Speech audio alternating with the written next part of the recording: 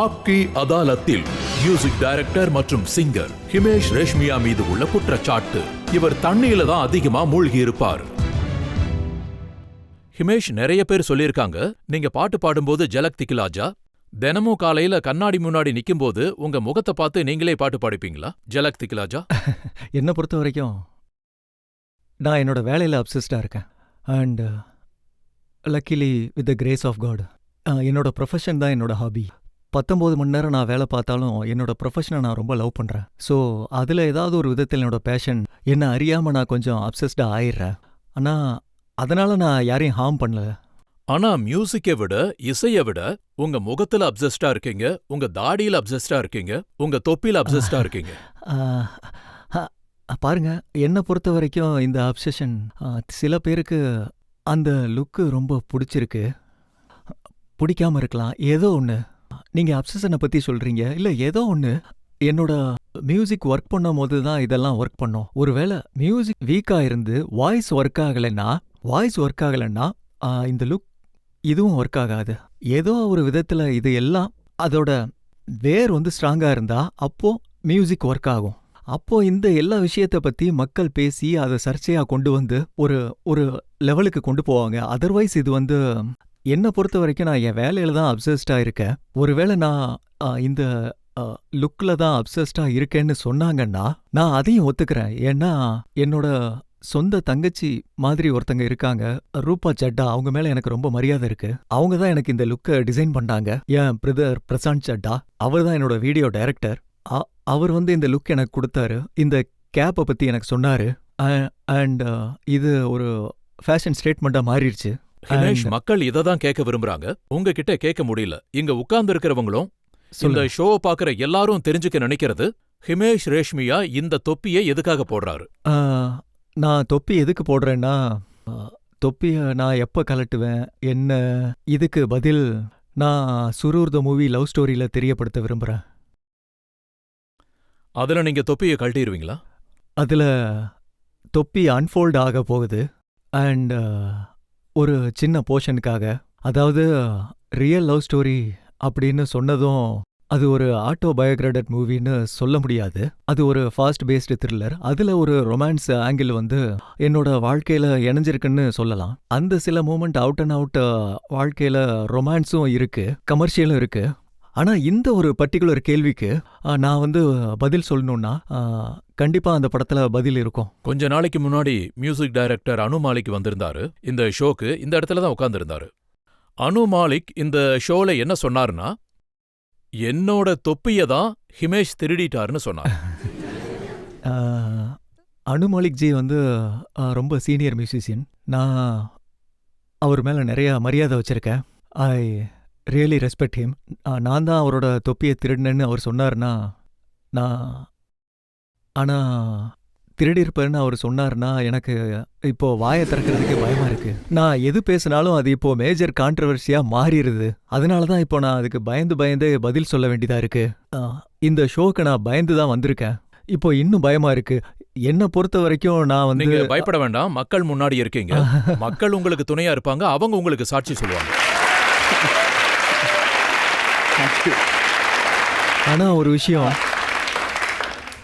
I don't know தொப்பியை பத்தி ஏன் அப்படி அவர் சொன்னாரு. அனு சொன்னாரு, இந்த ஷூஸ் போடுறது, அப்புறம் இந்த பீட்ஸ் போட்டுக்கிறது, இந்த மாதிரி ஸ்டைல் எல்லாம் ராக் ஸ்டார் ஆகிறது முதல்ல நான் தான் பண்ணேன். அப்புறம் ஒரிஜினல் ராக் ஸ்டார் அனு மலிகா தான் இருந்தாரு, இன்னைக்கு ஹிமேஷ் காப்பி அடிச்சிருக்காருன்னு சொல்றாரு. பட் அனுஜி அவரு ராக் ஸ்டார்னு அவரை சொல்லிக்கிறாருன்னா அவர் ராக் ஸ்டாராக தான் இருக்கணும். நான் அவரை ஃபாலோ பண்ணுறவன். அண்ட் நான் அவரை தொப்பியை வேற திருடிட்டேன்னு சொல்கிறாரு. உண்மை என்னன்னா அவர் மூக்கால பாடுறவர் இல்லை.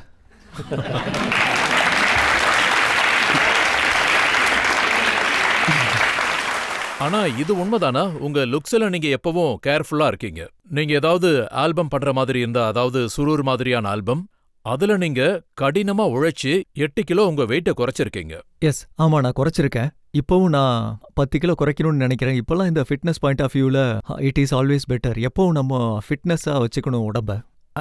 அண்ட் ஆல்வேஸ் நம்ம ஒரு சேலஞ்சை ஏற்றுக்கிட்டோம்னா அதுக்கப்புறம் நம்ம அத செஞ்சு தான் ஆகணும்.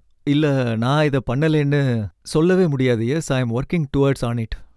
இந்த இந்த படம் வரும்போது கடவுள் துணையா இருப்பாரான்னு பார்க்கலாம். படம் லேட்டா வரலாம், ஆனா அதுக்கான ஏற்பாடுகள் ரொம்பவே பண்ணியிருக்கீங்க. உங்களோட எந்த மியூசிக் வீடியோஸா இருந்தாலும் அதுல ஹீரோ பெருசா தெரிய மாட்டாரு, ஹிமேஷ் தான் தெரிவாரு. அப்போ நீங்க இத அப்சஷன்னு சொல்ல மாட்டீங்களா? அதாவது பாத்தீங்கன்னா, இந்த வீடியோ கான்செப்ட் வந்து அப்ராட்ல எப்பயுமே இருந்திருக்கு. இந்தியால இப்போ என் மூலமா தான் தடவையா வந்திருக்கு. ஒரு பக்கம் ஃபிலிமோட வீடியோ, இன்னொரு பக்கம் சிங்கரோட வீடியோஸ், அதுல ப்ரொமோஷன் பண்ற மாதிரி. அப்படி பண்றதுனால அது பாட்டுக்கு தான் ரொம்ப ஹெல்ப் பண்ணிருக்கு. அந்த டிசிஷன் என் கையில எதுவுமே இல்ல. அந்த ஹீரோ சப்போர்ட் பண்ணாங்க, அப்புறம் டைரக்டர் சப்போர்ட் பண்ணாங்க, ப்ரொடியூசர் சப்போர்ட் பண்ணாங்க. அதே மாதிரி எந்த ஒரு ஹீரோக்கும் அதனால இடைஞ்சல் இருந்ததில்ல. எனக்கு மியூசிக் கம்பெனி ரொம்பவே சப்போர்ட் பண்ணாங்க. அதனால எல்லாருமே பயன் அடைஞ்சிருக்காங்க. எனக்கு தெரிஞ்சு இந்த விஷயத்துல இதுவரைக்கும் கான்ட்ரவர்சி எதுவுமே வந்ததில்ல. இதுக்கப்புறம் வராம இருந்தா நல்லதுன்னு நான் நினைக்கிறேன். அப்போ இந்த விஷயம் உண்மையா? உங்களை நீங்க ராக் ஸ்டார் ஆக்கிக்கணும்னு நினைக்கிறீங்களா?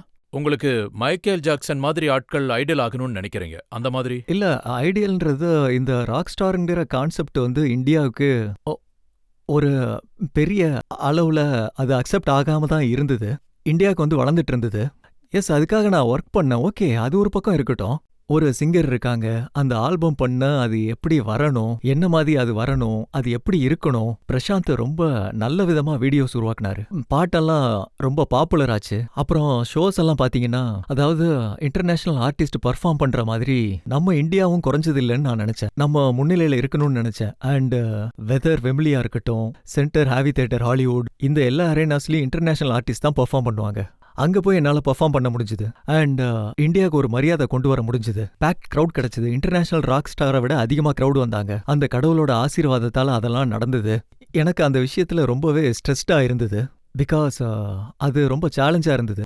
எல்லாரோட ஆசீர்வாதமும் இருந்தது. லட்சக்கணக்கான மக்களோட ஆசீர்வாதம் இருந்ததுனால தான். நீங்க ராக் ஸ்டார் ஆகணுங்கிற முயற்சியில நிறைய டைம் ஸ்பெண்ட் பண்றீங்க, டிசைனிங்ல ரொம்ப டைம் ஸ்பெண்ட் பண்றீங்க, வெயிட்டை குறைக்கிறதுல அதிக டைம் ஈடுபடுறீங்க, அப்புறம் நீங்க வெளியே போய் ஷோஸ் எல்லாம் பண்றீங்க.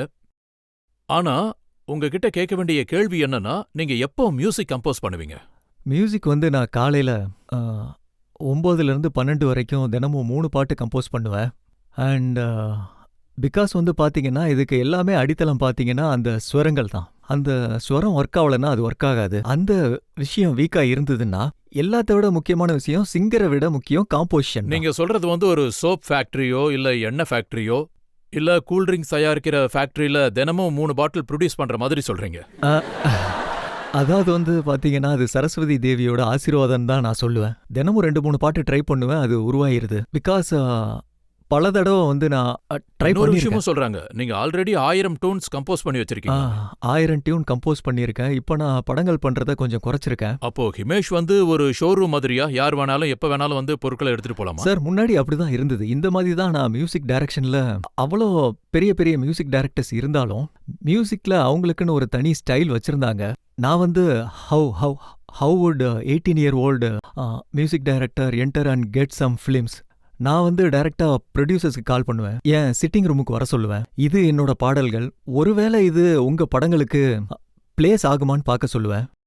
அதாவது படங்கள்ல எந்த மாதிரி சிச்சுவேஷன் நான் யோசிச்சனோ, நம்ம ஹிந்தி படங்கள்ல பாத்தீங்கன்னா பெருசா புது புது சிச்சுவேஷன்லாம் ஏற்படாது. அந்த ரொமான்டிக் பாடல்களை பத்தி சொல்லணும்னா, ஸோ நான் பெஸ்ட் ஆஃப் த காம்போசிஷன்ல கடுமையா உழைச்சேன். அவங்களுக்கு அதை போட்டு காட்டினேன். எனக்கு சப்போர்ட் பண்ணாங்க எல்லா ப்ரொடியூசர்ஸ், மியூசிக் டைரக்டர்ஸ், அந்த கம்பெனிஸ். அந்த பாட்டை வாங்கினாங்க. அது ரொம்ப சக்சஸ்ஃபுல் ஆச்சு. ஸோ ஒரு ஃபேக்டரி மாதிரி தான் நான் ஒர்க் பண்ணேன்னு நீங்க ரொம்ப தாராளமா சொல்லிக்கலாம். ஆனா கடைசியில அது மூலமா எல்லாம் பயனடைச்சாங்கன்னு தான் சொல்லிக்கலாம். கண்டிப்பா. உங்ககிட்ட யாரும் இதை கேட்டது இல்லையா? நீங்க மத்தவங்களோட டியூன்ஸை திருடி தான் டியூன்ஸ் போட்டிருக்கீங்க, ஒருத்தரால எப்படி இவ்வளவு டியூன்ஸ் போட முடியும்னு பிகாஸ் கேட்கலாம். நான் வந்து 12-13 வயசுல இருந்தே கம்போஸ் பண்ணிக்கிட்டு இருக்கேன். இதுவரைக்கும் என் மேல எந்த திருட்டு பட்டமும் வந்ததே கிடையாது. நான் அப்படி எதுவுமே பண்ணல. என்கிட்ட நிறைய ஒரிஜினல் பாட்டே இருந்தது. அதனால தான் வச்சிருந்தேன். ஏதாவது ஒரு சிச்சுவேஷன் வந்தா டைரக்டருக்கோ ப்ரொடியூசருக்கோ அந்த பாட்டு புரியலன்னா நம்ம பேங்க்ல பாட்டே இல்லாத மாதிரி இருக்கக்கூடாது. அதுக்கப்புறம் இந்த பாட்டு நமக்கு கிடைக்கலையேன்ற யோசனையே இருக்கக்கூடாது. ப்ரொடியூசர் டைரக்டர் எப்பவுமே எனக்கு பிடிச்ச பாட்டு இங்கே இருக்கு, இந்த பாட்டை நம்ம எடுத்துக்கலாம்னு சொல்லணும்னு நினைச்சேன். ஸோ அந்த மாதிரி எதுவுமே ஏற்படல. அதனால தான் என்கிட்ட ஒரு சிச்சுவேஷன் பாட்டு, அதுல 10 ஆப்ஷன் என்கிட்ட இருக்கும். அது இப்பவும் இருக்கு. நான் கேள்விப்பட்டேன், குஜராத்ல இருக்கிற ஒரு கிராமத்துல ஜலக் திக்லாஜாங்கிற பாட்டு வரும்போது அந்த பாட்டை கேட்டு பேய் வந்துருமாமே. ஜலக் திக்லாஜாங்கிற பாட்டை கேட்டு பேய் பேய் வருதுன்னு கேள்விப்பட்டப்போ நானும் ரொம்ப பயந்து போயிட்டேன். அதுக்கப்புறம் நான் அந்த பாட்டை கம்போஸ் பண்ண மியூசிக் டைரக்டர் இறந்ததுக்கு அப்புறம் தான் அந்த பாட்டை கேட்டு அந்த பேய் வருதுன்னு உங்களுக்கு தோணலையா? இல்ல அந்த பாட்டு என்னோட ஒரிஜினல் பாட்டு. ஆனா அந்த பேய் கதை நியூஸ் சேனல்லாம் அங்க போய் நேரா பார்த்தாங்க. செக் பண்ணதுல அப்படி எதுவும் நடக்கல. எனக்கு எப்படி இந்த ரூமர் வந்ததுன்னு புரியல. அதுக்கப்புறம் அந்த பாட்டு எல்லா இடத்துலயுமே ப்ளே ஆச்சு. அதுக்கப்புறம் பேயெல்லாம் எதுவும் வரல. ஒருவேளை வந்திருந்தாலும் ஃப்ரெண்ட்லி கோஸ்டா இருந்திருக்கலாம். அதனால தான் பாட்டு இவ்வளோ ஹிட் ஆக ஹெல்ப் பண்ணியிருக்காங்க.